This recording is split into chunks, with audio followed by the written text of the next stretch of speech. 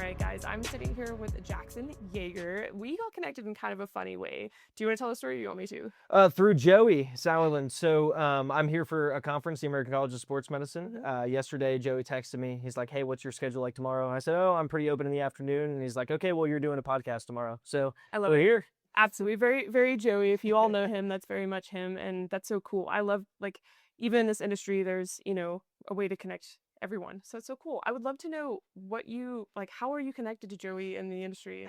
So I met Joey at the gym. I started working out at the gym that he worked at. So we started working out together, started hanging out. And funny enough, when I met Joey, he showed me a video of USPSA. And he's like, "I'm trying to get really good at this." And now here we are. He's a multi-time national champion. But awesome. So when you met him, he was like in the beginning of his journey. I think he had shot maybe 2 or 3 matches when I met him. So That's yeah. awesome. Okay. And you're a shooter as well? On occasion, I don't have as much time for it since I'm doing research. Oh my God. Yeah. You're in your doctorate. That's so crazy. Yes. Yeah. So speaking of, oh my gosh, please tell us about yourself.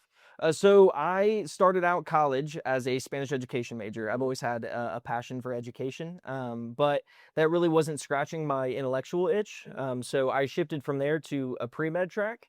Where I realized upon interning in ERs and being in the medical field that, they have a very treat 'em and treat 'em mentality Yeah. and a very reactive approach to medicine. And that's not somewhere where I wanted to be. So I wanted to find a place where I could attack, health from a different angle. So that's where I got into kinesiology and started doing inactivity research. Nice. Oh gosh, that's fantastic. No wonder he connected us. I told about my whole rant. I dropped out of medical school. We talked about this a little bit earlier. Some of these conversations we've already had, but you guys are going to hear them like it's the first time. I did not like the lack of holistic approach either. And my only dream that would ever make medicine make sense for me was to open my own practice and be able to have a dietitian, even a personal trainer, like someone who is kind of specializing in special populations as well as some that were able to work with like more normative populations. And then I kind of got to where I was like, you know what, that is a long track to like have to do something that requires you to also be a business mind and a marketing mind. And if you, don't have the capital to like hire that out. So it was one of the reasons I dropped out. And then of course I have I told you my little spiel before this. I was like, you must know the story of She Shield before we get started. And he was like, okay. So, but all that to say, I totally respect that, totally get that. How do you feel like your current doctorate is leading to being able to give a more like holistic approach? Well, the problem that we're having is it's beyond an epidemic. We're at a pandemic at this point. There was a study in 2019 that 81% of adolescents globally are not meeting the recommended activity levels. So my thought was, how is this going to impact these kids when they're aging, when they're 25, when they're 50? Is that going to present with increased risk for cardiovascular disease, sarcopenia, things of that nature? So being able to attack the problem at its source rather than reacting to these problems when we see them down the pipeline will help us, lessen the burden on the healthcare system and improve these individuals' quality of life. Absolutely. And what made you interested to work with the adolescent population or I know you don't work with them in the lab. We'll get to that. But what made you interested in like starting from the very beginning? Well, you have to attack a problem at its source. Right. If not, then you're just reacting to the symptoms of the problem. Absolutely. Interesting. Okay, very cool. And so, so you switched over undergrad third year Yes. from our first conversation, and then you've done your master's. Yes, Okay. I'm finishing that up right now, and I'll be starting my doctorate in the fall. Okay, what made you want to finish off with a doctorate? That was really the only path where I felt like I could make a meaningful impact. Yeah. And really the impetus for it was I want to have my own lab where I can ask my own questions, and kind of govern, what my lab is doing and how that research gets communicated. That's wonderful. So something listeners, you may not know this, She Shield is all about, it's not just competitive shooting.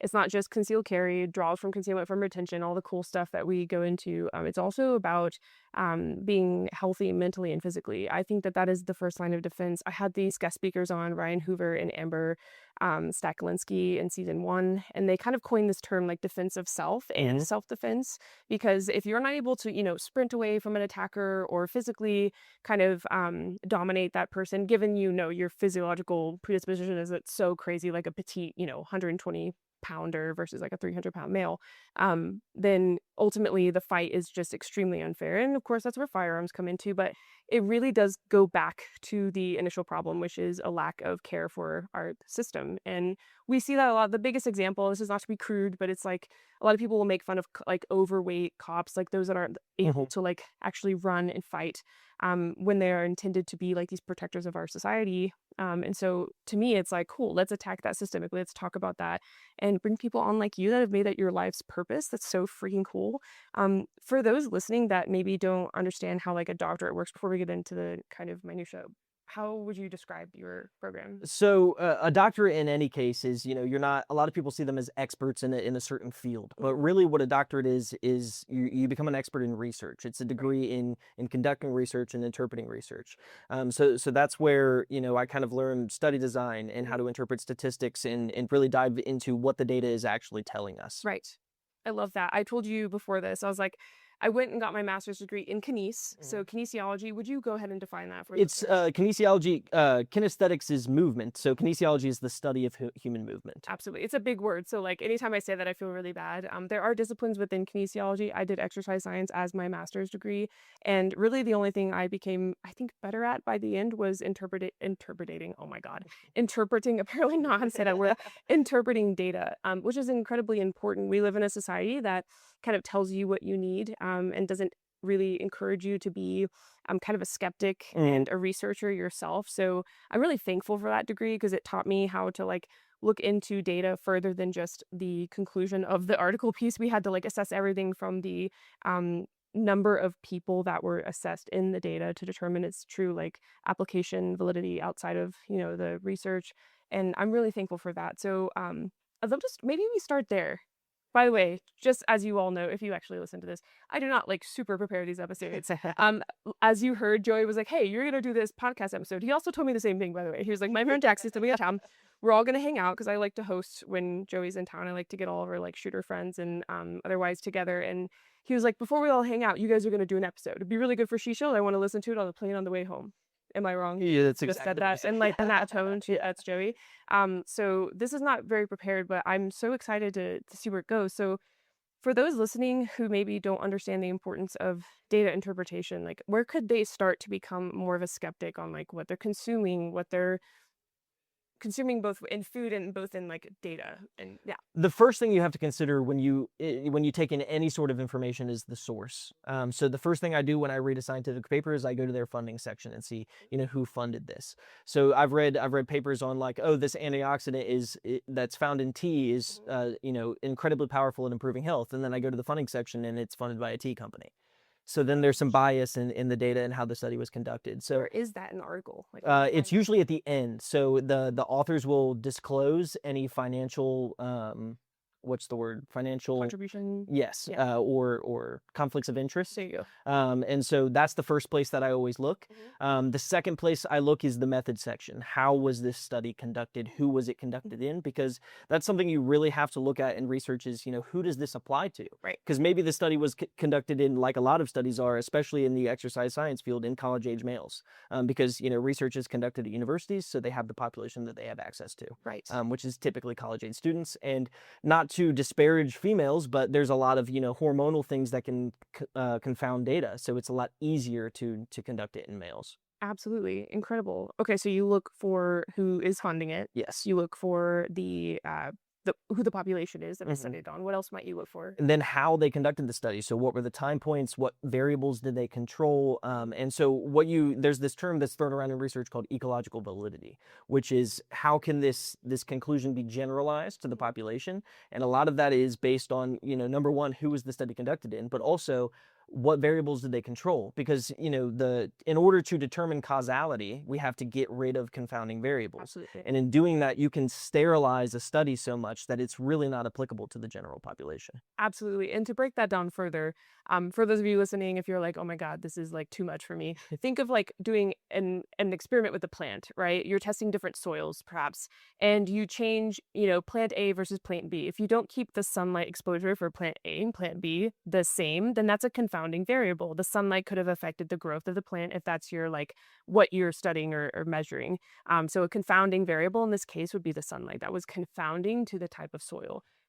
I like Yeah. I always talk with people who are like experts in industries, and Mhm. I always think about like I'll listen to podcasts and I'm like, I have no idea what the fuck they're talking about. So sometimes I like to just be like, all right, guys, let's pause really quick and like, let's isolate this word and let's deepen it a little bit. So Well, to put it in an exercise context, please, you know, and especially right now, protein has gotten such big news in the media. right. So if you have a training study per se, and you do, you know, this whole training intervention with these two groups of people, but you didn't track any of their nutrition, Right. is do you really know if the training was giving that effect or if there was some other variable that was contributing to the variance? Absolutely. I love that. Is there anything else you look for in a study before we move on to what you're studying?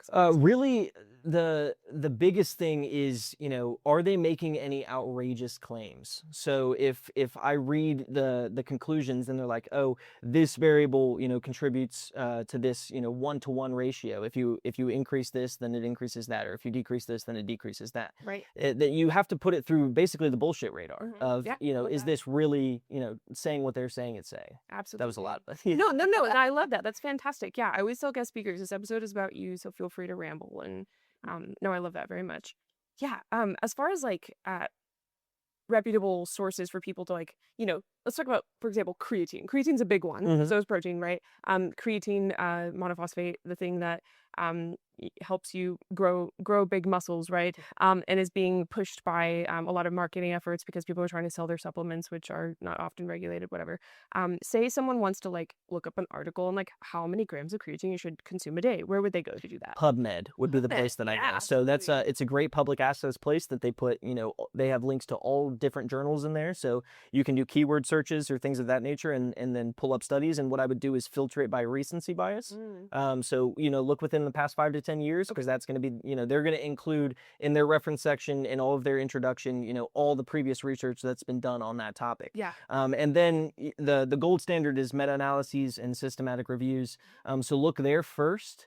If you're not finding what you're looking for, then you can go to, you know, primary research articles, which is where they actually did the intervention. So Right. to describe the difference between that and a review, they didn't actually conduct a study. They just looked at other papers that have done the study and they kind of combined all of that data and drew a conclusion from that. So that's where I would look first, especially on something like creatine, which aside from caffeine has been the most researched supplement on the planet. Sorry. Okay, our audio is working. I was like, holy shit, we've not been recording the audio. I would kill myself. No, I would not kill myself. I can take that out. Okay, sorry. Go ahead. Keep going. No, so creatine has been researched beyond belief. Aside from caffeine, the most researched supplement on the planet. Right. So there's going to be a lot of reviews, a lot of systematic meta-analyses that have been done on that. So when you read those, what you really have to take into mind is the effect size.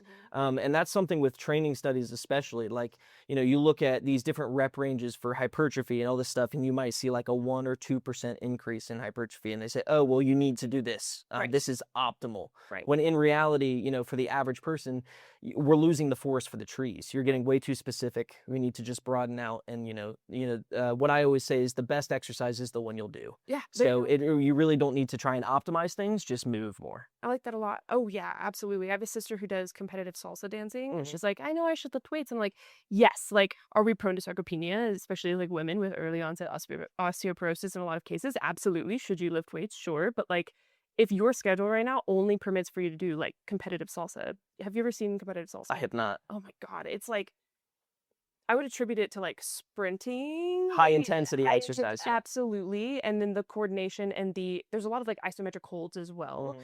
So there's a lot of things in there. I always try to reassure her. I'm like, if that's what you'll do and show up to do, then you'll do that. And I've seen like, this is not to say anything bad about my sister. She's perfect, obviously. But when she moved from Boston to Florida, ironically, even though you think Florida would have like more salsa dancing, she didn't find a club that she liked, and she's not moving as much. And she notices that, and she's kind of sad about it. And we've talked about like, what is something you enjoy, you know? Because she comes to me, a weightlifter, who's like, hey, like, I know I should be weightlifting. She has this like shame associated with it, and I'm like, let's back up. Like theoretically, like we all should be moving, right? So whatever that is, let's do that. I love that. Thank you. And if you're someone who listens to ChatGPT, I talk to my ChatGPT. I don't know if you do that. Like I hit the talk button. I'm like, let's talk about this real quick. She's like, anything, let's go. But what you can do, and tell me if you disagree or add to this, however you'd like. Anytime I ask Chat something, I ask to put the cited resources at the bottom of its interpretation. Is there anything else people could do? What I would look at that is, sometimes ChatGPT or Gemini or any of these large language models, they will make up research articles. So when they do give you the references, go look at those papers because sometimes they don't even exist. Right. And those are called, There's a word for it. It's called like ghost. Ghost articles or something of that nature. I'm not sure. Hold on. Oh, hallucinated info. It's Mhm. a thing. Like a lot of people don't know this who avidly use ChatGPT. They will make up articles and then it looks legitimate because it's able to do that. Like it's a language learning model. It'll give you authors, it'll give you a date, a journal that it was published in, and it doesn't even exist. Absolutely. It's pretty fucking insane. So like have those links populate at the bottom and go check the validity of it. That's like the best thing you can do. And then use the first part of this conversation, those like aspects that you should look for in an article and assess it for yourself. Be your own kind of skeptic. Absolutely. Okay, let's talk about your research. You work with live mice. That was I one of do. the first things Joey told me. He was like, dude, this guy be cutting up mice. And Well, before you say anything, um, mice are model species, right? So a model species is a, correct me if I'm wrong, I've been out of my master's for a while, but it's a species that we found to be very representative of the human body without having to like take a human and take a muscle biopsy from them. So is that right? Would you want to add anything to that? that's correct. I mean, for the general audience, that's about as much as they need to know. Right. So we use model organisms because of a few different reasons. So Right. the reason that we use mice is their brain chemistry and their genetic makeup is very similar to humans. Right. But the reason that I use mice is because of their lifespan. So if I want to do a longitudinal aging study in humans, that takes a human lifetime to do. Right. So a mouse in the lab will live, upwards of 32 or 36 months. So I can do an entire lifelong aging study within 3 years. Oh, that's crazy. Yeah, that's a good point. Gosh, I have been out of it for a while.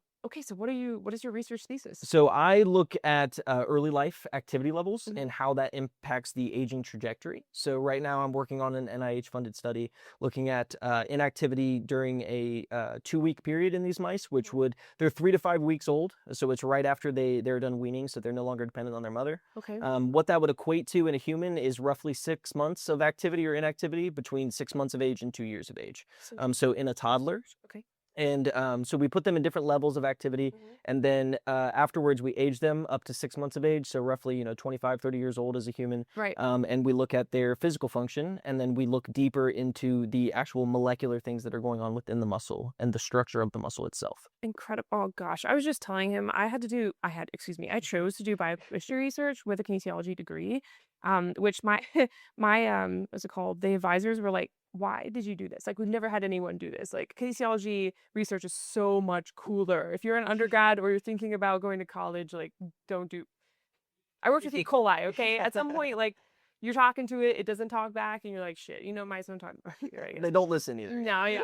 Yeah, you mentioned, like, you've gotten bitten before. Yes, they bite you. I mean, they're scared of you. Yeah. And what we do with testing is we try to leverage their instincts Right. to get them to do the things that we want to do. So, for instance, when we test grip strength, Yeah. we put them on, think of like a cookie cooling rack. Okay. We put them on there, and they want to grab on and hold on as tight as they can, and then we pull them until they let go. Oh my And then we can measure their max force when they let go, and that gives us their grip strength. This is like outside of my. I don't even know. Like, I'm at this point where I'm like, I don't even know what question. Okay, so tell me this: how long have you been doing this research? This project has been going on now for about 2 years. I've been in research now for about 4 years. So I started off with a human inactivity study. That was looking at short-term inactivity. Okay. So in human studies, the way we do inactivity is the most extreme form is bed rest. So there's been bed rest studies, 90 days, 120 days of people being in a bed. They pay those people very well to do those studies. Yes. They also do things like limb immobilization, or they'll put people on crutches, just anything they can do to make the muscles inactive. But one of the biggest ones is step reduction. So you might take someone who, usually gets 10,000 steps per day, and they'll take them down to 1,000 or 1,500. So like a 90% reduction in their activity level.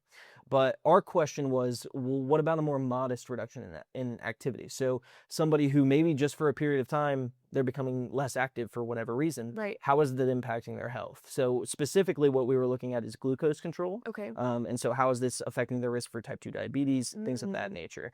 So what we did was we had a baseline week of activity where we collected nutritional data, accelerometry, which gives us their activity, not only their activity, but their sedentary behavior. So how long are they sitting? How long are they lying down? We can get their sleep data from that. Okay. Then we also attached a continuous glucose monitor to them so we can see their glucose levels throughout the 24-hour cycle throughout the entire week. Fantastic. At the 7-day mark, we gave them an electric scooter and told them, hey, whenever you normally would walk, ride this instead. These are people. Yes. Oh my God, guys, I'm so sorry. I thought it was, No, I was we like, can't give a mouse an I electric was wait, scooter. I'm so sorry.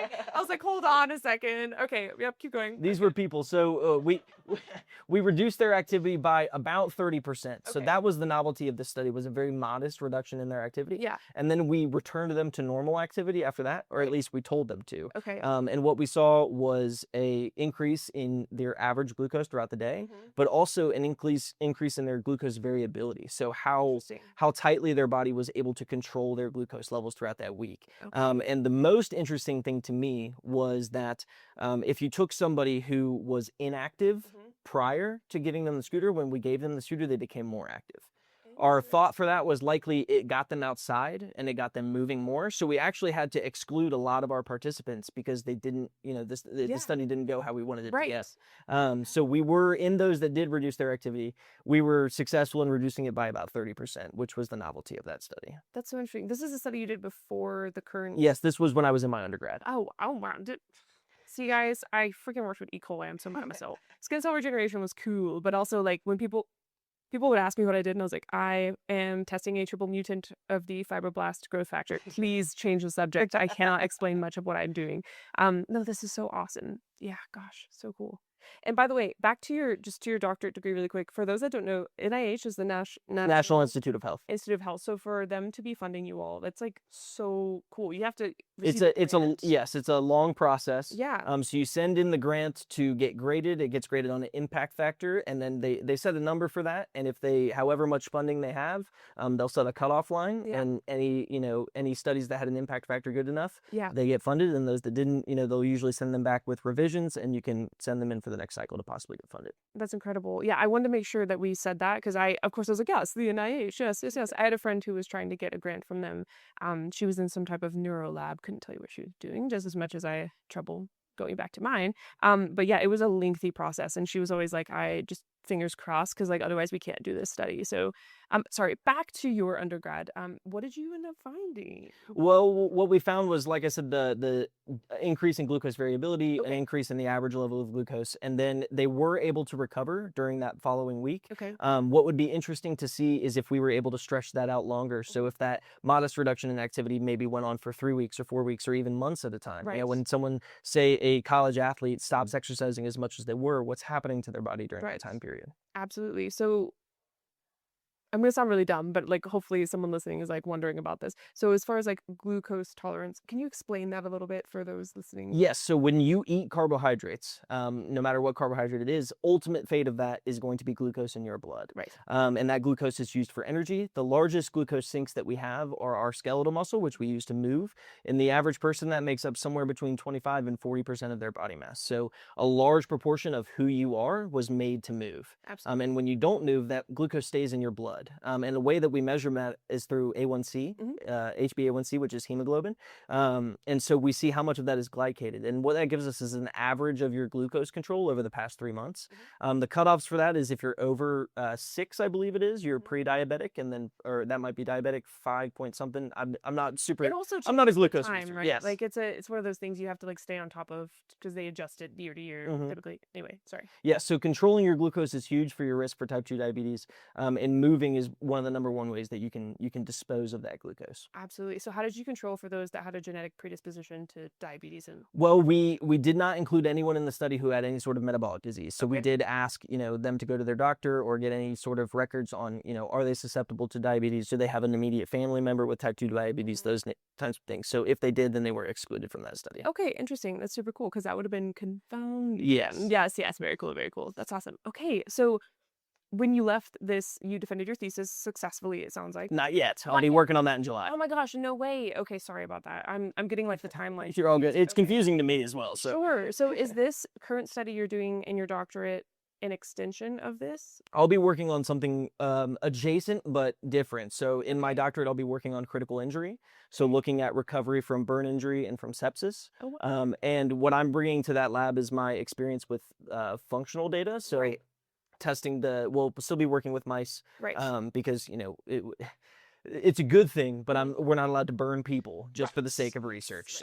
So we'll have to do it in mice. And so I'll be able to test their physical function as well as some other molecular things that are going on. Okay, so you're currently I am so I'm sorry. currently working on activity, On but I'll activity. be shifting towards critical injury. Okay, so good to know. And did you get to choose this route? I did. So Okay. I found somebody who was working on something that I thought was very interesting, Yeah. contacted them and said, "Hey, I'd really like to work in your lab," and Right. had an interview, and we're moving on from there. That's so cool. That's so cool. I remember just as a little aside, I don't really get to talk about this on the podcast much, but the research professor I was studying under had a diabetes research lab. He had a cancer research lab and a skin cell regeneration lab, and all the other ones were full basically. So I got into skin cell, and I was Mhm. like just thankful to be in his lab because anyone that went in his lab got to medical school. Gotcha. But if I could go back, I would totally find something that interested me. I mean, there were like human participants working in climate control pods, like doing exercise and then like data being measured before and after. And I was like, oh, that is so cool. It's like this, you get to work in this room with the pod and like watch people work out and like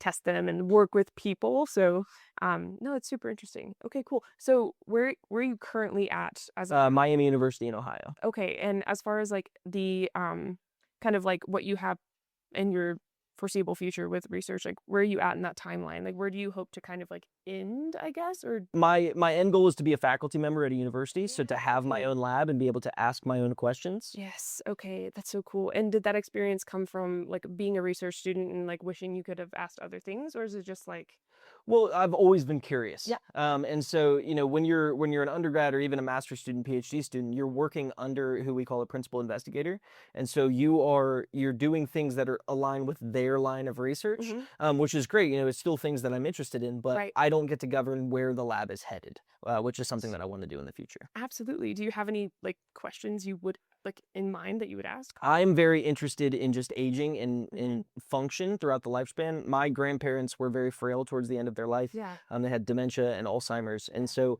using exercise as a stimulus to combat those things Yes. is something that I'm very passionate about. Oh, dude, same. So my dad is like a crazy workout nut and my mom, she suffers from extreme neuropathies in her feet, so it's really hard for her to walk around. I even have them a little bit in my 40s. They're really embarrassing, but I know, dude, it's awful. And like sometimes like I will literally be like I don't want to walk today because Hmm. I'm struggling. It's real and a lot of people don't understand that like um I think when I was younger, I would hear about an elderly person falling and then they would die. And I'm like, oh my God, so many people are falling from dying. It's not that. It's the inactivity. It's the lack Yes. of use of the muscles. And it's kind of crazy. Well, something that came out in 2011 by Douglas Patton Jones was he kind of coined this term, the catabolic crisis model. So what that means is if you think about function across the lifespan, we see this curve in early life of rapid growth and development and increase in muscle mass and function, and it peaks in early adulthood. And that peak, that area under the curve, we call Mhm. the physiological reserve. Okay. And so that's kind of your protection against decline, because as we age, I'm sure you can see older people, they have less muscle mass, they're Right. not as strong, they're not as fit. Yes. That just happens with aging. Right. And so maximizing that peak in early life is so important. Interesting. But what happens with the catabolic crisis model is that when someone who's older, they undergo an injury or they get sick and they get hospitalized, catabolism is the breakdown. So they start to lose muscle mass and function. And when they get out of the hospital, they never quite get back up to where they were previously. Yeah. And then it happens again, and they don't get back up to that point, and it starts to compound. And so that's what the catabolic crisis model was kind of adjusting the way that we thought about aging. We kind of Right. thought about it as this gradual decline, but really it happens in sharp instances that start to compound. And so with my research looking at early life inactivity Mhm. is the thought that maybe this catabolic crisis model, by lowering this physiological reserve, by these children being inactive, Mhm. that catabolic crisis model sort of shifts towards earlier in life. So these kids might be, more at risk for sarcopenia or premature aging, we call it. So when they're 30, they might look 50 Mhm. or have the function of a 50-year-old. So Right. being able to combat that is super important. Oh my goodness, this is so freaking cool. Dude, I had no idea. Like, we chatted a little bit before this. I don't know if you guys can, probably not. I hope my Yeah. Adobe podcast enhancer is taking care of this, but the guys are like all like joking and sounding off in the other room. I think they're playing Cards Against I Humanity. think so, yeah. We'll probably jump into that game after this. God bless. But with all that said, no, this is so interesting for to apply this to kind of a macro scale to say the listener. Now that we know your background and your passions, which is again so very cool. Thank you for sharing them. For those listening who are maybe they're inactive, they're people that haven't really ever gotten a start. Maybe they're listening and they're saying, I wasn't active as a kid up until now. I'm in my 30s. What am I going to do? What would you say to that individual listening who's like wanting to maybe start that journey? I would say that anything is better than nothing. Right. You see sort of a J curve with your benefits from activity. So obviously, the more activity you do to a certain point, we Right. don't want to be running marathons every day. Right. But you start to see benefits in your health the more activity you do. But you see the most benefit early on. So you'll see more of a benefit going from nothing to something than you will going from something to doing a little bit more. Absolutely. And we just talked about the importance of training in a discipline that you enjoy. For example, my sister in salsa dancing. For someone listening who's like, I've actually never even thought about a physical activity I enjoy, where would you say they should even start? You can start by walking. You can pick up pickleball. Anything that gets you moving is great. It could be gardening. It could be, if you want to do a project around the house, it could be anything. Absolutely. And something I remember from my master's is cyclic exercise. And I always thought it was interesting. It's called cyclic exercise, even though it doesn't mean bicycle work. In fact, bicycle work isn't like a good example of even cyclical. Like you can get some like osteoblast activity through that, but it's correct me if I'm wrong, dude. It's been a while, okay? But it's exercise where you are kind of impacting the bone Yes. to stimulate osteoclast activity, which is breakdown of bone. It's building a bone. And then osteoclast? You're right. Osteoclast, breakdown of bone. Okay, goddamn. I was like, dude, come on. Oh, shit, I cannot be They're that very wrong. similar words. They are. There's they only are. one letter different. Okay, Yeah. it is. I know. I don't even remember how I remembered it. I was just like, how did I remember it? I don't know. Blasto is the building of those bone cells. Yes. This episode of She Shield is brought to you by Right to Bear. You've probably heard me say that self-defense is more than simply carrying a firearm. It's awareness, avoidance, and preparation for anything that is to come your way. And that's why I'm partnering with Right to Bear. They stand by defenders like you and me. You'll receive benefits like expert witness support, psychological care, gun replacement, and even protection for other lawful self-defense tools like pepper spray, knives, and even your hands and feet if you have to use them in a struggle. What sets Right to Bear apart is that they are dedicated to education and immediate legal response. In case you do ever have to protect yourself, you have access to a 24/7 attorney-answered emergency hotline so that you are never alone. What I love most, though, has to be the personal connection that Right to Bear will have with you as a member. For example, Frank, the president of Right to Bear, will give you a personal phone call when he hears about a claim being filed. That level of care in the industry is extremely rare. If you carry,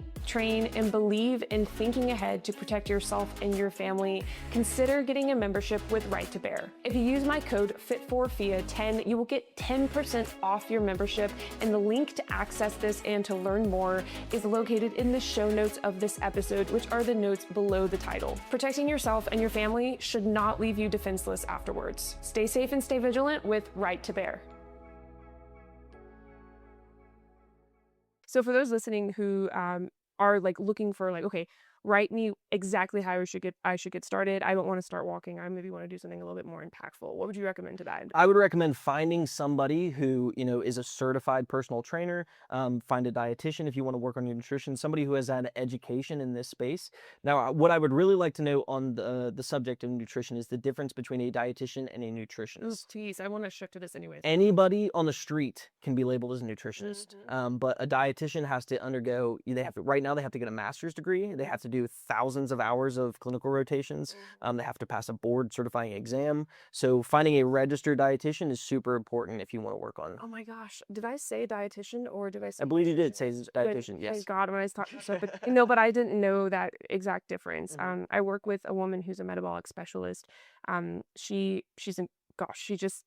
She's incredible. I currently have a lot of thyroid issues, like Hashimoto's, and I haven't really talked about it on my platform because it's one of those things people are like, shoot more guns. We don't care about this. I've been really thankful to work with her because I pay her literally for the input on my on that Hashimoto's, again, which is thyroid related, and it's just such a niche topic. And like Western medicine, we're very reactive to things. absolutely. You talked about people having these cataclysmic occurrences and then not training after that, and a big part of that is like their doctors don't talk to them about that. Even like PMDR, oh God, is that right? Physical medicine rehabilitation.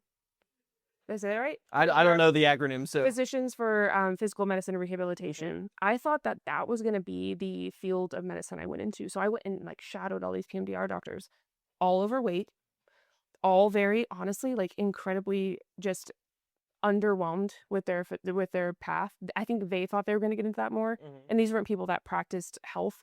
Part of me wanted to go in and like be the change, but then I also viewed how the patients kind of viewed the physician. They just wanted the kind of input of like kind of like pain medicine, referrals to physical therapy, and then just kind of like getting booted out the door from there and getting clearance to go back to work and things like that. There wasn't a lot of support of like preventative health and things like Mhm. that. Where the fuck was I going with that? Hang on, PNDR, Western medicine, dietitian. Okay, so let's back up. Sorry.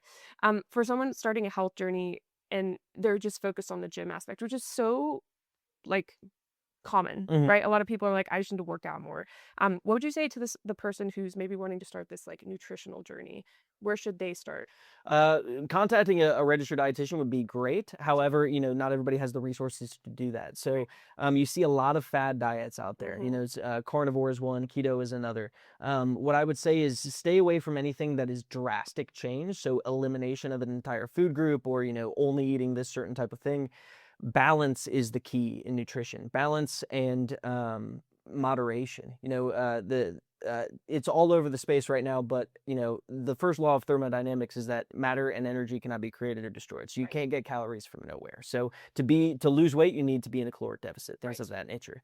But balance, we don't want to be just eating meat. We want to get plenty of fruits and vegetables in. We don't want to be just eating bread or eliminate bread entirely. Carbs aren't the bad guy. Carbs Right. are what making you fat. It's the excess calories. And the reason that people get rid of carbohydrates and they lose weight so fast is number one, glycogen is stored in your muscles, and with every gram of glycogen that you store 3 grams of water. So that drastic weight loss that you see in that first couple weeks of doing keto, Mm-hmm. that's likely from glycogen leaving your muscles, and you're losing a lot of water weight. Interesting. Also, carbs are extremely easy to overeat. They're hyper palatable. So if you've got bread at the table before a meal at a restaurant, you're going to eat maybe the equivalent of a loaf of bread that you would never do at home. Absolutely. It's super easy to get that stuff down, and it's not super filling. So Right. that's one of the reasons why with keto and with carnivore, people lose weight so fast, is because they're not eating as much, and protein is super satiating. So when you eat a lot of protein, you don't feel as hungry, and it keeps you fuller for longer. So Absolutely. the reality is those people are just eating less food, which is why they're losing weight. There's nothing magic about eating more protein or eating more fat. It's just we're eating less calories. Absolutely. I used to be terrified of carbs. I think that's just like a normal thing, especially for women. Just saying, we're told to like they are the devil. Mhm. And then I learned about simple versus complex carbs. For Mhm. those that maybe don't know, how would you kind of explain? Well, it can be measured in something called the glycemic index. So, when you eat a carbohydrate, how fast and how high does it spike your blood sugar? So, Right. a complex carb will do that slower, and all that has to do is based on the bonds of how those glucose molecules are attached to one another. Right. A complex carb, it just takes you longer to break it down, which is why that glucose spike is lower. But it might keep your glucose elevated for a little bit longer. Mhm. One thing with controlling glucose after a meal is walking is an incredible tool. So if you eat a large meal or a lot of carbohydrates, if you take a walk after, it will really reduce how high your glucose is spiked. Absolutely. And if you're wondering an example, I love a good sweet potato. I have sweet potatoes in almost every meal. Like I'm surprised I'm not like orange, although I'm super pale. So I've been hoping to like over time, like I would turn like a little bit more orange and like look a little tanner. It's not working so far, but I'm gonna keep at it. You know what I mean? I love like of like ground beef, ground turkey. I like to mix up my protein sources. That's something my coach has been trying to like help me do because I was eating like the same meals every day, and she's like, "Cool, what if we did a little salmon, a little bit of turkey?" Anyway, that has to do with like being vegetarian a lot of my life and then discovering beef, and I was like, "This shit is so good." But if you're looking to incorporate carbs in a better manner, like start with looking up substitutes for like and examples of simple versus complex carbs. What would you? Gosh, what is a good example of a simple carb? A simple carb could be something like white bread, Absolutely. or something like white rice. So Something that's very starchy, yes. can elevate your glucose very quickly. Okay, so why in bodybuilding? This is kind of niche. You just feel free to be like, let's not. I don't know. Why is there so much white rice and like Rice and beef. chicken? Yeah, rice and chicken. Because it's easy. Right. Because the carbs are really easy to count, the macros are really easy to count, and it's a Right. super easy food to prep. Absolutely. And there's really no thinking involved. That's a good point. Okay, that's so good to know. Yeah, I've always kind of wondered that. I don't know. Sweet potato is not hard, by the way. If you're like, I don't want to cut potatoes, get frozen sweet potato from the store. It's a little bit of an upcharge. Like, obviously, you're gonna be able to buy a ton more just like sweet potatoes, but I pop them in the air fryer and then I cook them in a little bit of olive oil with like Creole salt, pepper, and it's my favorite dish ever. I throw a little cinnamon in there in the morning, and then they're like a little sweet with Mhm. the like eggs. And like if you like a little sweet in your morning, cinnamon cooks up super well in olive oil, and then you can even cook it. Have you done this? Coconut oil, Yes. cinnamon, and then if you want, you can put a little honey in there, and like the honey will actually like cook into the potato a tiny bit. Start to caramelize it. It's So fantastic. Yes. fantastic. Oh my God. Yes. Yeah. Gosh. So But good. things to note with something like sweet potatoes is, or even, spinach or anything of that nature, it's quality, yes, but you have to watch your quantity as well. Because if Absolutely. you ate, 4,000 calories of sweet potatoes during the Yes. day, you're still going to gain weight. It doesn't Absolutely. matter how nutritious the food is Yes. if you're eating too many calories. Absolutely. Something that I'd love to bring up that a lot of people think is just for people and that are just trying to like bodybuild is like my fitness pal calorie Mhm. counters. And um something a distinction that I'm so thankful that I know is like the calorie to like gram ratio of like protein, carbs, and fat, and alcohol. By the way, a lot of my clients when I was a personal trainer, they'd be like, "Well, I drank, but it's calorie less." It said that on the bottle, and I'm like, "Actually, there are 7 calories calories per per gram. 1 gram of alcohol," and they'd be like, "Holy shit!" I'm like, "Yeah, fat is 9, protein and carbs are 4. Is that Mhm. correct? Have they changed that yet?" No, that has not been Just kidding, changed. I'm totally yeah, and so, what you can do is, like, use these apps, like, track what you're currently eating. If you're like, "I have no idea where to start," don't go to those, like, crazy extremist diets. Go and, like, track what you're eating. You'll be surprised. What I normally find is I am eating way too little protein, way too much fat, which that's, there's a balance to be had Mhm. with carbs and fats, like, that's a whole topic. And then usually, like, my carbs are right on, like, I don't overdo carbs because I have that, like, natural horn fear of, like, eating too many carbs and get, like, fat as a woman, which is, like, not allowed, societally, but yeah. Do you ever do that? Do you ever, like, track what you're eating? I have before, but I tracked for a long time because I was into bodybuilding. And what I Yes. found is after doing it for a while, you get a general idea of how Right. many calories are in things, how much protein. Yes. What I would stay away from is tracking for a very long time because people can get obsessed with those I numbers. have no idea what you're talking about. And that can lead to eating disorders and things of that nature. Yes. So, getting a good feel and listen to your body. When you're Yeah. eating whole foods like that and satiating foods, when you're full, stop eating. Absolutely. And eat balanced meals throughout the day. 3 meals a day is a great place to start. If you can't get your required protein in or Mhm. the right amount of protein in with 3 meals, then maybe have 4 or 5, but make the meals smaller. Just keep yourself full, but not too full throughout the day. Absolutely. And how would you speak to, like, being a skeptic while you're in the store, like, reading ingredient labels? Like, what do you look for as someone who's so well versed in this? You hear this a lot, but staying on the outside of the grocery store and sticking to whole foods. So the fewer the ingredients in your food, the better. And foods that you can see the ingredients of are super important. Now, Agreed. yes, granted that it can be a little bit more difficult to prepare those meals, just Right. time consuming. Right. But what you'll find is it's really hard to eat too many calories when you have mostly whole foods in your meal, especially if you're getting plenty of fiber in and plenty of protein. It's really hard to eat too much food that way. Absolutely. Could you go ahead and talk about fiber a little bit? It's left out in the discussion. You saw about proteins, carbs, and fat, but like, where does fiber come in? Fiber comes in, it's super important, and what we found is there's really no upper limit to what's good. Okay. I think the recommendation for men is somewhere around 25 grams of fiber per day, and Mhm. for women, it's a little bit higher. Mhm. But eating fiber in every meal is very important. It keeps and not to be too crass, but it keeps your bowel movements regular. Absolutely. It keeps you very full for longer. And it's super, super good at, there's two different types of fiber. There's soluble and there's insoluble. Mhm. So insoluble fiber is the things that you think of, so like celery, the skins on a potato, things of that nature. So we can't break that down, Right. which is the biggest thing about fiber. Then there's also soluble fiber, which is those are all your fiber supplements. So what happens is the insoluble fiber kind of creates this meshwork in your digestive tract that can kind of grab things and help Right. drag it through. And soluble fiber creates this gel that traps all the water soluble things within that meshwork and helps push it through the digestive tract. Absolutely. Could you give examples of soluble versus insoluble? A insoluble fiber would be things like your root vegetables, so carrots, celery.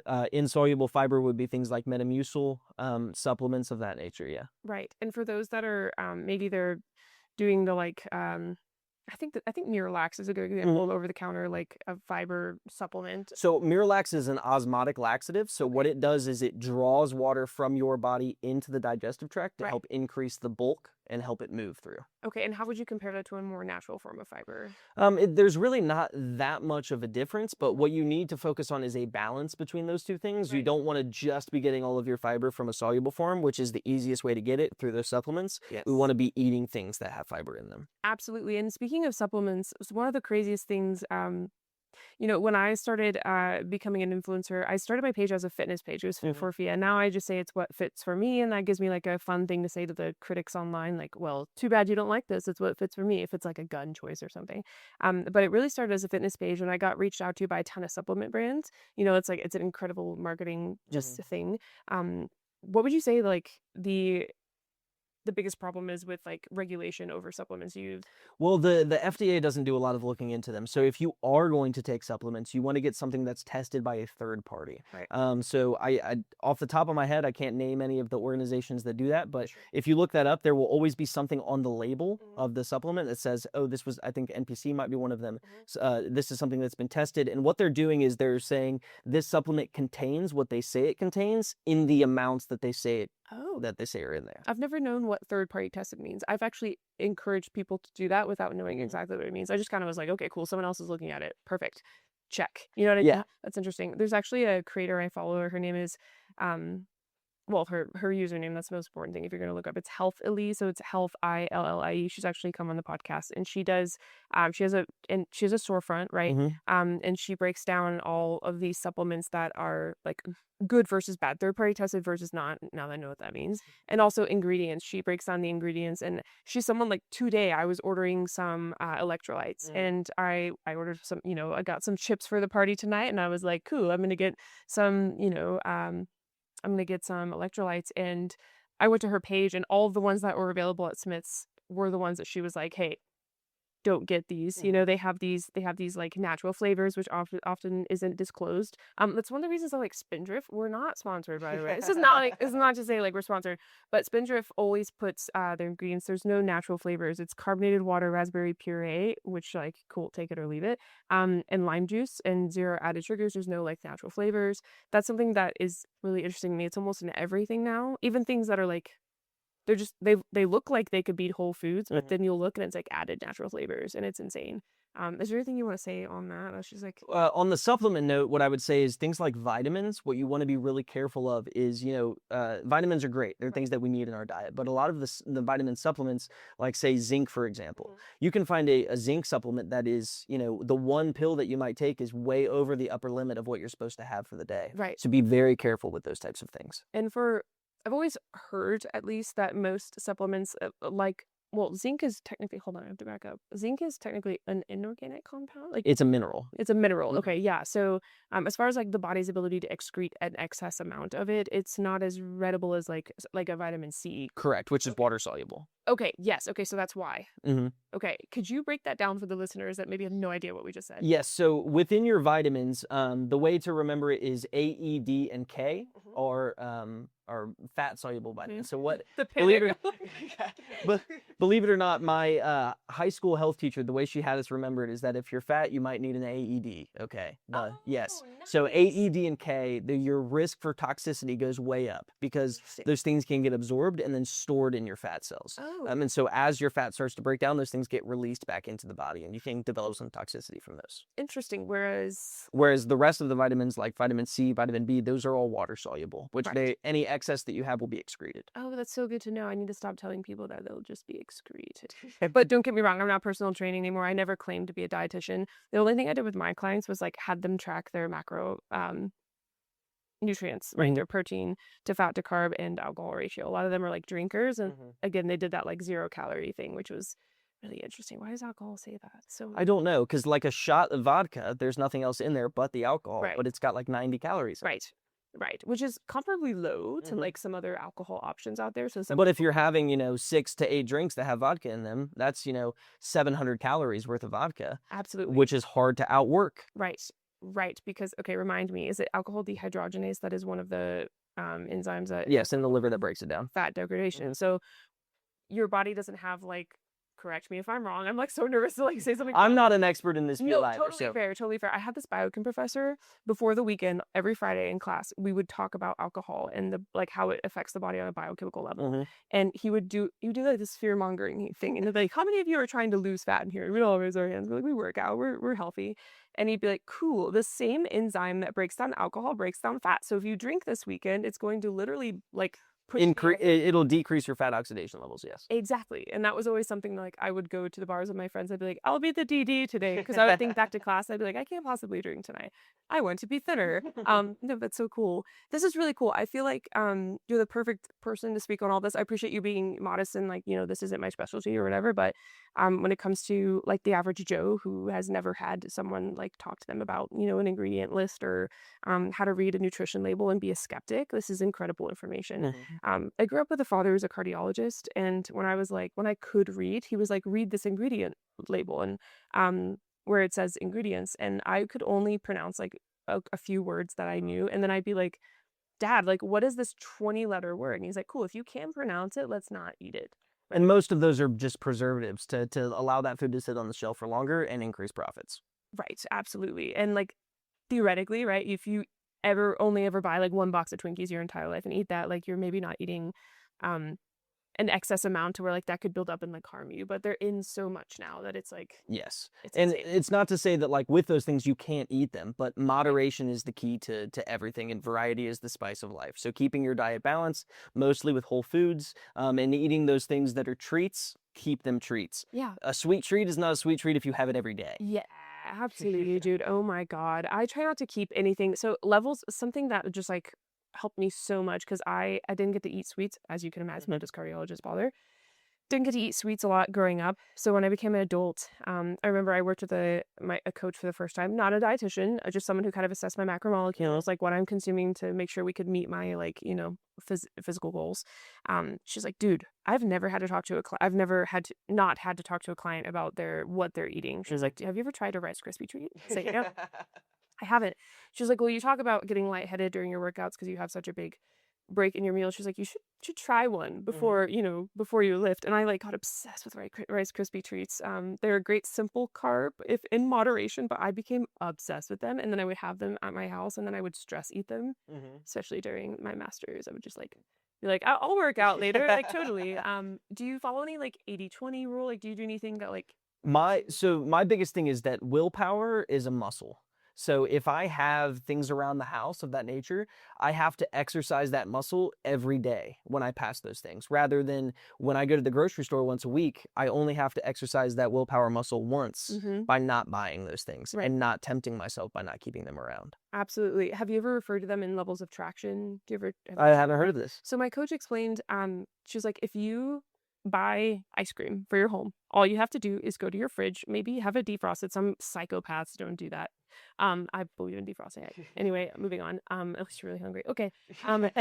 But if you don't buy ice cream for your home, what you have to do then is either like have it, now you can have it ordered to your house, which is like Jesus. But before Instacart and like COVID, she told me like you have to drive to the store, you then have to purchase the ice cream, you then have to bring it home. So it's like an extra level of traction to acquiring the ice cream. Maybe that's going out and getting the ice cream. And so she was always like, increase your levels of tractions for those things that are so tempting. Make it harder for you to achieve that, because we always want to be at our like, most least energetic states. So like you probably won't want to go out and get ice cream when you're craving it at like 9:30 to 10 p.m. If you have to drive all the way to the store to get it. Exactly. Yes. So a level of traction thing it's totally changed my life. I'm trying to decide if I should tell the story. My boyfriend like brought me a bunch of chocolate the other day because I was having a bad day, and I was like, shit. No, I'm like, dude, thank you so much. I'm like, shit. Like these are now in my kitchen. I ate so many. I got so sick. They were so available. And so like I told him later, I was like, hey, I like flowers. Bring me flowers. I can't eat them when I'm stressed. And so that's something we talked about. And he was like, I'm so sorry. I was like, don't be sorry. You brought me you did like the boyfriend thing, but like it's too easy. I can't do it. But yeah, that's so cool. Thanks for sharing that. Yeah, personally, I love like breakfast cereal. Oh, nice. But I know that I have zero self-control with it. Like if I buy a box of cereal, I will sit down with the box and the jug of milk and eat the whole thing. They're intended for that. So I just can't have it at the house. What's your favorite? Cinnamon Toast Crunch for sure. Really? Yes. which is just coated in sugar, but It's it's so good. delicious. Oh my god. I found this bakery nearby that does I'm gluten-free out of preference. It's just Mhm. like the additives and a lot of people don't know about that. I get made fun of a lot for like being gluten-free. I'm like, it's not the gluten, dude. It's the additives, but like Yes. most people don't know that. So I just say gluten-free and then Mhm. I just like, ah ha ha, yes, I know, I'm an idiot, whatever, let's move on. But I found this bakery that makes this gluten-free bread that's like cinnamon. What I do Mhm. is I freeze it and it's really hard to cut. There's a Yes. level of traction. So I like put it when I want to eat it, I have to set it out for like 15 minutes. So Mhm. it's a super intentional decision to like then eat it. You can do stuff like that too, okay? You can make it work. Um, what do you currently do like in your everyday life? Like you said you did bodybuilding. Are you Mhm. currently still weightlifting? Like what do you Yes, every day I Nice. train. Okay. I also do a lot of rucking. Okay. Oh So yeah, it's something Joey. Joey and I do. Throw on a weight vest and walk. What I love about it is I do like to run, Mhm. but running is hard, and it's a lot of impact on my joints. Yes. So I can get just as tired from rucking, Yeah. and I only have to walk. That's fantastic. And one thing that I really struggle with is, there's different zones of exercise. When you Yeah. get up to certain percentages of your max heart rate, Right. I have a really hard time of running slow. Yeah. When I run, my heart rate is, I'm pushing 85, 90% of my heart rate for the whole Yes. time. Right. And you should do some more zone 2 work, which is lowering to say 50, 45 to 65% of your max heart rate. So Right. when Joey and I are rucking, my heart rate stays around 130 the Mhm. whole time, and I can do that for hours. That's fantastic. Ugh, I want to do that more. I live in like one of the most beautiful places ever and I don't venture out a lot because I one thing is like I choose to lift in the morning and Mhm. sometimes I'm just like so tired and I also do jujitsu, but like I am the most happy when I get outside and I get, vitamin D the natural way. Yes. Yeah, so it's fantastic. That's so cool. Do you guys just like do you just pack a backpack or do you I have a weighted vest that I wear. fantastic. Mhm. Okay, super cool. That's awesome. Yeah, you guys just like ruck around. Do you have any more like outdoor spaces around So you? Miami University actually has miles and miles of Yeah. outdoor nature areas. So they Yeah. have trails that I run and that we ruck. There's like 17 miles of those Oh, drills. so One day nice. back in August, Joey and I rucked a marathon. So No shit. yes, we rucked every inch of those trails. That is how many miles? 26 miles, Jesus 26.2. Christ. I'm not gonna lie, I just actually opted out of Lena and I both we haven't written them yet. I don't know if we have the what's it called? The dignity to do this, but I opted out of a half marathon. But the like running was taking so much from me, my other facets. Like the Mhm. impact on the joints is so real. I'm 28 and like you would think that like my mom's like, you should be able to run, in like a funny way. And I'm like, no, it's actually like really hurting my knees. It's hurting Lena's back and Mhm. hips. And we're like, we need to do more sustainable work. We're preparing for the world shoot. So like I hope anyone listening, if you're experiencing that, it's very valid.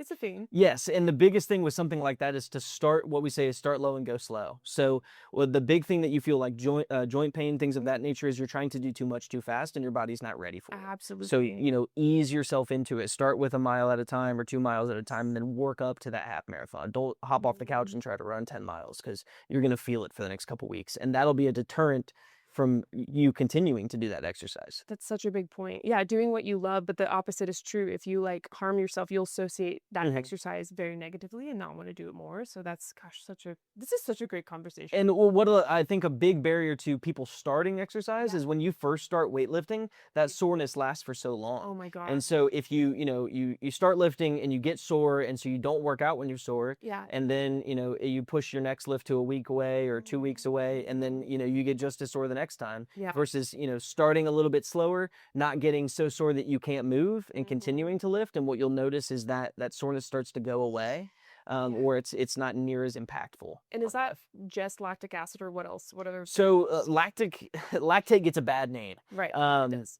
so what's great about lactate is we're going to get really technical here Okay. on metabolism, but there's a pathway where glucose enters your cells and it goes through something called glycolysis, which Mhm. is where the glucose, which is a 6 carbon molecule, Mhm. gets broken down into 2 3 carbon molecules called pyruvate. And through that process, we can generate, depending on where that initial glucose came from, Mhm. either 2 or 3 molecules of ATP, which Mhm. is the molecule that we use for energy. Right. So the fate of pyruvate, it either goes into the citric acid cycle, which is the oxidative phosphorylation. That's where you make the most ATP, Yeah. or it can be turned into lactate. So what's great about that lactate portion is it allows us to approach high intensity exercise, because if you think about, there's 3 metabolic systems that we use to create energy, and they're differentiated based on time scale. scale. So Right. the first one is our phosphocreatine system, Mhm. which is where that's like if you were to get up off this chair and sprint, you're using all PCR. So that's, somewhere between 8 and 10 seconds of work. Mhm. And then that store is eliminated. And that's actually where creatine supplementation comes in. What you're doing is you're increasing the amount of creatine in the muscle, which can be bound to that ATP. Mhm. And then the phosphocreatine breaks that phosphate molecule off, and it creates energy that way. And so you might be able to get, say you had 8 to 10 seconds of work you were able to do prior to creatine supplementation. When you supplement, you might be able to get 9 to 11. So it gives you just that little bit of extra boost. And Right. actually, what's happening, why you seem to get stronger and things of that nature, is it's not the creatine itself, it's how hard it allows you to train. So with that supplement of creatine, Mhm. you might be able to get one more rep, or Mhm. you might be able to do one more sprint. And that added effect over the course of your training is what's making you stronger or bigger. Absolutely. So once you get past that phosphocreatine system, that's when we move into glycolysis, which is the next system. And that moves from somewhere between 30 seconds and 2 minutes. So the oxidative phosphorylation system, which is in your mitochondria, the powerhouse of the cell, that it has a bit of a lag to get going. Right. And so that glycolysis system picks up that slack Mhm. of, if you start running, first you're going to use your phosphocreatine, then you're going to use glycolysis, and then you'll start to feel that burn in your muscles, and then it'll start to go away once that lactate is cleared Right. and the oxidative phosphorylation sort of picks up.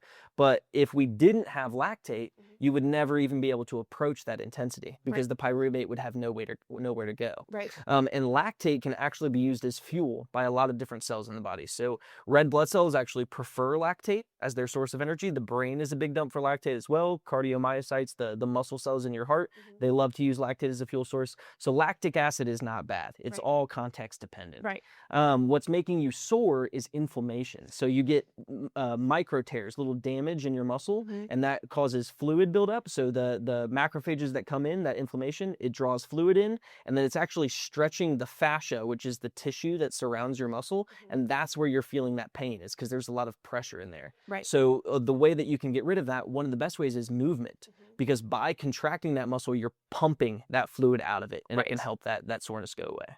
Absolutely. Even though it's like just the last thing you want to do. Yes. And I definitely don't do that thing where I like take breaks from the gym and then go back. Then I'm like, holy shit, why did I take a break? And dude, the same thing happens in jujitsu. This is like kind of off topic. If you do jujitsu, you know what I'm talking about. You'll take a break and like if you do gi jujitsu, you lose that The like calluses on your fingers, dude, yeah. it's the calluses and like it's almost like you're utilizing muscles in your hands and your wrists and your forearm that you don't normally. And it can be such a deterrent. Like my guy and I have trouble when we take breaks from jujitsu, when we travel or do anything. It's really hard to want to go back because Mhm. we're like, it's gonna be so fucking painful. But that first, I always tell my friends and family, like, I have a good support system. I'll call and be like, dude, I've taken a break. I'm scared to get back in the gym. And we always try to validate and remind, like, as much as you can understand the kind of like the biochemical pathways that support this inflammation and this Mhm. pain, as much as you may understand it, it's really hard to like want to go back into this like pain, but get past those first few days back and like it's more like the week. I don't know about you. Now at my age now, it's like a week for me to Mhm. like get through the pain and like push.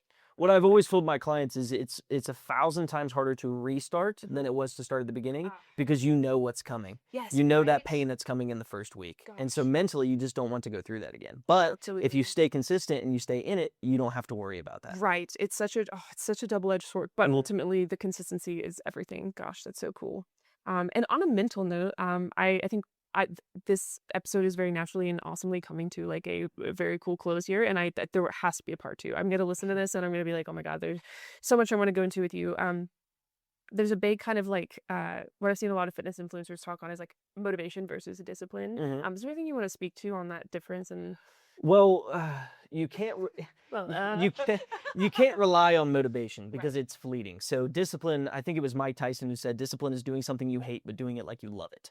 And so just staying consistent, and if you lift, you don't have to go in there and lift. I think it's Greg Doucette who says harder than last time every time you go in. It doesn't have to be like that. Right. Not all of us are trying to be pro bodybuilders. We're just trying to stay healthy. So going in and doing something, keeping that habit of going into the gym is so important in keeping you consistent. I love that. That's wonderful.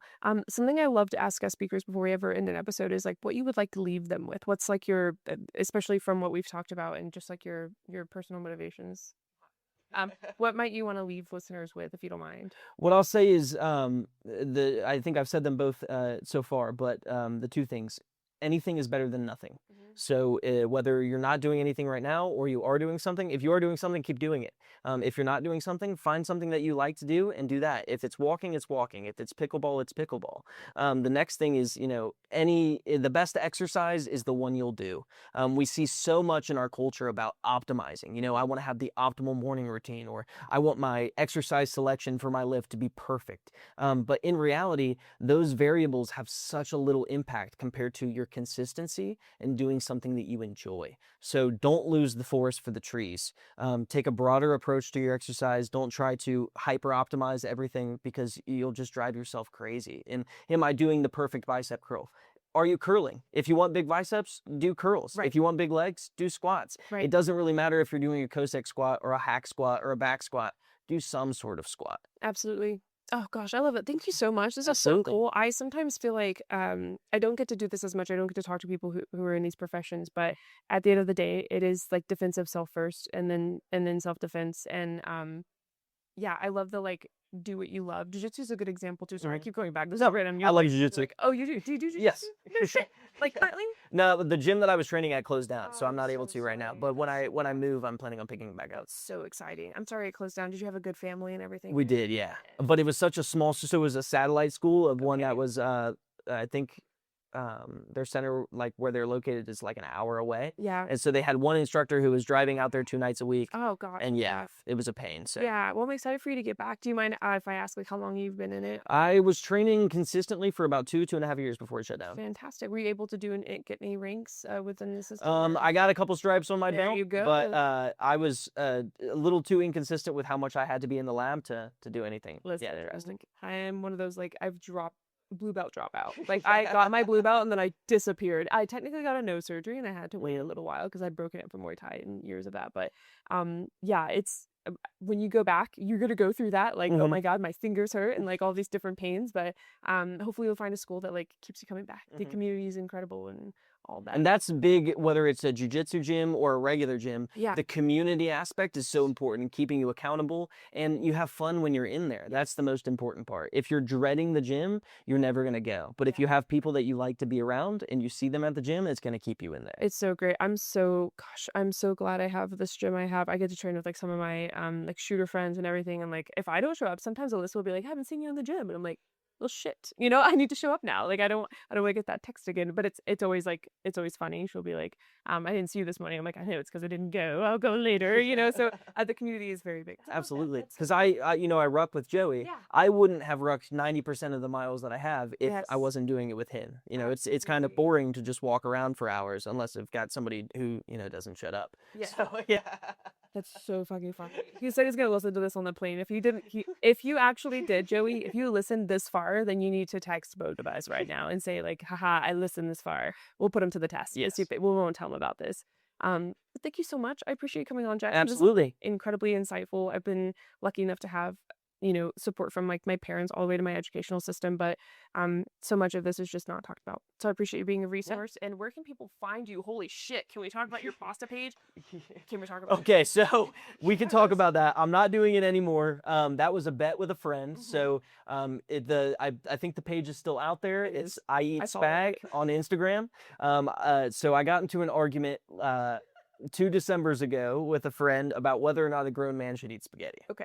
I love spaghetti. Yeah. And somewhere in the argument, I said the phrase, I could eat spaghetti every day. And he said, I bet you can't. And so the bet that we had was that whether or not I could eat spaghetti every day for the year of 2025, and the loser was going to have to get a tattoo of spaghetti. And so I ate spaghetti every day up until about mid-September, which is when he texted me. He saw the writing on the wall. Granted, when we got into this bet, all of my friends were like, you have no idea who you're dealing with. This guy signed up to be in school for the rest of his life. He's going to do this. And so he saw the writing on the wall in September, and he texted me and he's like, how much do I have to pay you No to shit. get out of this bet? Okay. So I won't tell you how much money, but he did pay me to get out of the bed, so I stopped eating spaghetti. That's so But you funny. can go to that Instagram page and watch me eat 300 bowls of spaghetti. But if you want to find nutritional advice or fitness advice, the Practical Shooting and Training Library (PSTL) will have some programs coming out there very soon. Absolutely, and that's Joey founded this to create a kind of like She Shield, but like in a much larger and more, like a technical way. A place where people can come on and talk about their expertise. I'll be on there as well, talking about concealed carry. So I'm excited to see that come out. Is there anywhere else people can find you? I am off social media There you go. just for, my own sake. Good for you. But if you hop on PubMed and search my name, you can see my papers that'll be coming out in the future. Oh, that's so exciting. That's so awesome. Well, thank you so much, Jackson. Definitely just had a mini stroke. We'll talk about that better, but I appreciate you. This has been awesome. Absolutely.